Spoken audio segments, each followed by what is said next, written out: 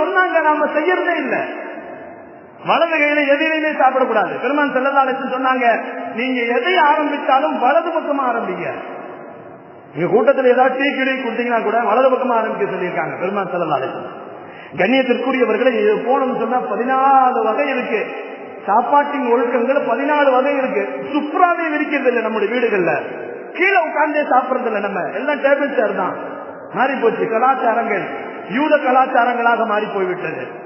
அண்டை நாட்டுகளுடைய கலாச்சாரங்களாக போய்விட்டது. வெஸ்டர்ன் கலாச்சாரம் முடிவிட்டீங்களா? நீங்க நபி ஸல்லல்லாஹு அலைஹி வஸல்லம் எப்படி உட்கார்ந்து மலம் கழிக்க சொன்னாங்க, அதெல்லாம் மாறி போச்சு. நீங்க கீழே உட்கார்ந்து மலம் கழித்தால் மலப்பை நசுங்கும், உங்களுடைய மலம் வெளியே ஈஸியாக வெளியே வரும். வலது பக்கத்திலே நீங்கள் இடது பக்கத்திலே சாய்ந்து உட்காருங்கள் என்று சொன்னார்கள் பெருமான் ஸல்லல்லாஹு அலைஹி வஸல்லம். இதெல்லாம் நம்ம பார்க்கறதே இல்லையே. மலம் வரலையா உடனே மாத்திரை போடு. இப்படித்தான் நாம் வாழ்ந்து கொண்டிருக்கிறோம்.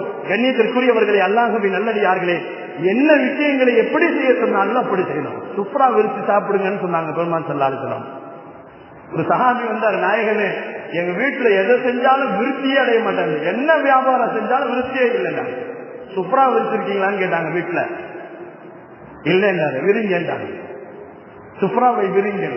விரித்தார். அவர் வீட்டுல சுப்ரா விரிச்சு சாப்பிட்டாங்க. கொஞ்ச காலத்துக்கு பின்னாடி வந்தார், திரும்பியும் வந்தார். நாயகனே என்னால செல்வத்தை என்னால கொளிச்சு போச்சு, அதை என்னால சமாளிக்க முடியல, என்ன செய்யட்டோம்னாங்க. சுப்ராவை மடிச்சு போடுண்டாங்க பெருமான் ஸல்லல்லாஹு அலைஹி வஸல்லம்.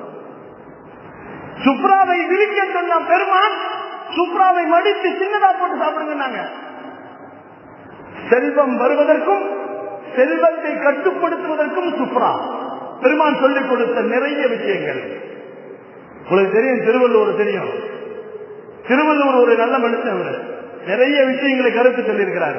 அவர் சாப்பிட உட்காரும் போது அவங்க வீட்டுக்காரமா ஒரு ஊசி, ஒரு தட்டுல தண்ணி, ஒரு கொட்டாவில தண்ணி வச்சிரும். அவர் சாப்பிட்டு முடிக்கிறதுக்கு அந்த அம்மா அங்க இருக்கு, அது போயிடும். அவர் மௌத்தா போகும்போது கடைசியில கேட்டாராம், உனக்கு என்ன ஆசைண்டு? அந்த அம்மா கேட்டான், சாப்பிடும் போது சாப்பாடு வைக்க சொன்னீங்க, சாப்பாடு வைக்கிறேன், தண்ணி வைக்கிறேன், சால்னா வைக்கிறேன், எல்லாம் வைக்கிறேன், சுப்ரா விரிச்சு வைக்கிறேன், அதுல ஒரு ஊசி ஒண்ணு வைக்கிறேனே, எதுக்குன்னு தெரியல, அதை தெரிஞ்சுக்கிட்டா நல்லா இருக்கும்னு கடைசி ஆசை. அந்த அம்மா சொல்லுச்சு. ஏன் தெரியுமா?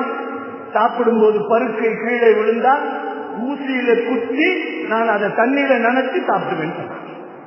ரசூலின் சுன்னத்தை நம்மல்லாதவர்கள் பின்பற்றினார்கள். நபிகள் நாயகம் ஸல்லல்லாஹு அலைஹி வஸல்லம் அவங்க ஊசியில எடுக்க சொல்ல. உங்களுக்கு வீட்டுல சாப்பிடக்கூடிய சாப்பாடு வெளியிலே சிந்தி விட்டால் இடதுகளை எடுத்து உள்ள போடுங்க. வலது கையே திரும்பி கொண்டு போய் போட்டீங்கன்னா கையில இருக்க சாப்பாடு திரும்பி திரும்பி விழுந்துட்டே இருக்கு. அதை